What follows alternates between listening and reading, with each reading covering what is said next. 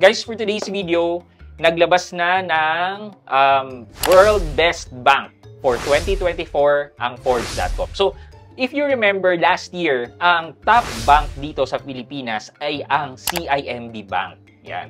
So, ngayon, na-maintain ba ni CIMB Bank ang pagiging top bank? At kung hindi, sino na ang best trusted bank dito sa Pilipinas ngayon 2024? Kung gusto niyo malaman yan, samahan niyo ako. Pag-usapan natin yan. Sit back and let's discuss. Coming right up.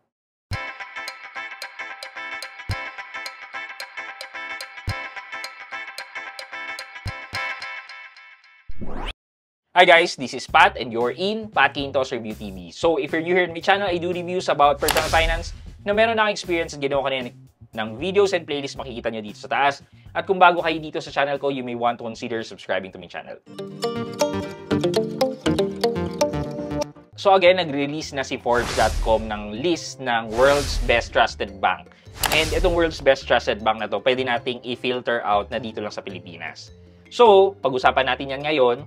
Pero before we do that, explain lang muna natin yung methodology na ginamit or yung kung paano nag-come up yung Forbes.com ng list ng Best Trusted Bank for 2024. So, sabi ni Forbes.com, nakipag-partner daw sila with Statistica to conduct the survey for the Best Trusted Bank nga. There are couple of items na tinanong sa mga sinurvey. Nandiyan ang customer confidence, ang trust and security, and technological advancement. So, tatlong factor ang kinonsider para malaman kung sino ang world's trusted bank this 2024. If you want to read the article of Forbes.com regarding their methodology, so visit nyo na lang to or nasa link na lang din sa description box. Pero pag-usapan natin yung world's trusted bank dito sa Pilipinas. So, unahin natin yung number 9, which is si Metropolitan Bank and Trust or si Metrobank.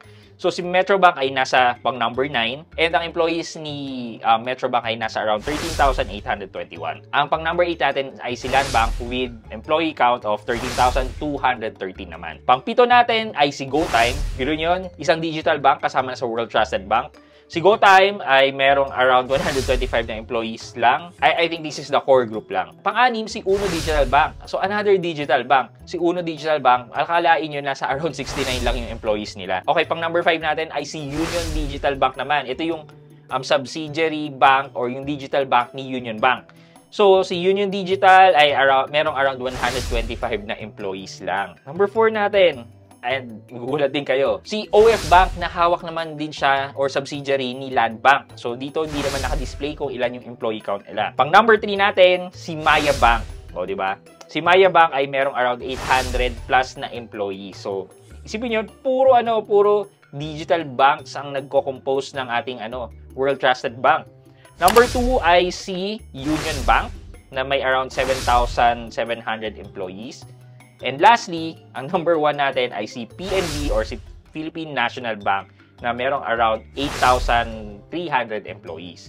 So makikita natin dito sa result ngayon, parang nag-iba compared sa Forbes World Trusted Bank for 2023. Kung mapapansin nyo ngayon, puro digital banks ang kasama sa listahan natin. Na-appreciate na ngayon ng mga tao ang paggamit ng digital bank. Siyempre, di ba, convenient yan, mas madali, hindi mo na kailangan pumila. Pero meron pa rin naman, and yung top natin, yung Philippine National Bank and Union Bank na traditional bank, which is, naisip ko naman na hindi naman necessarily na lahat ilalagay mo na yung pera mo sa mga digital banks. Maganda pa rin na meron kang mix ng traditional banks and mga digital banks.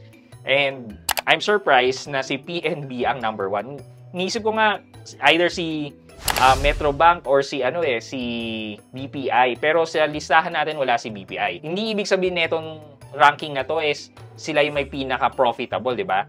So, ibig sabihin lang nito, mas pinagkakatiwalaan ng mga na-survey na tao itong mga listahan ng banks na to. And guys, since this is a survey lang, sana wag ito yung solely pagbabatayan nyo if you're going to use the banks in this list. Yun lang naman for today's video.